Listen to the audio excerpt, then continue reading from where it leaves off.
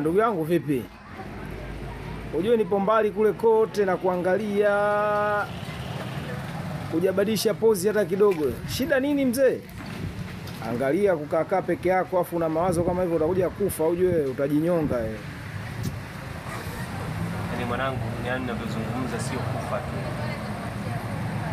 Yaani hapa nimetoka shule kwa wanangu. Nimefukuzwa shule. Yaani najaribu kuwaza. Babu zetu walikuwa wanaweza kuzaa watoto mpaka 15 na wanamudu mahitaji shule watasoma.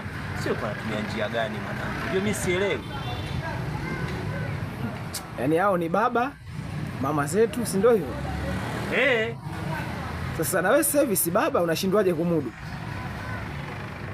Sasa hapo ndo najaribu kuumiza kichwa, na ni watoto, nina mtoto mmoja afu wa pili ni wa kusingiziwa. Yaani hapo ndo sielewi yani. Bwana pole sana. Yaani unachokiwaza kitaendelea kukuumiza kwa sababu sio mtoto tu wa kusingiziwa. Pengine hata mkeo sio wa kwako peke yako.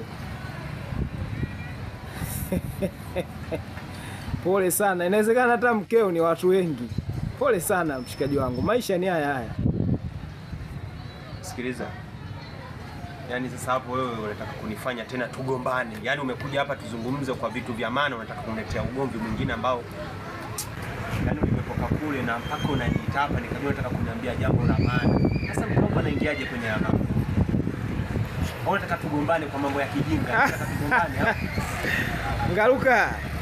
Usigombane na mimi, maisha ni haya. Wewe gombana na maisha yako. Basi mwanangu, tuheshimiane na kuheshimu.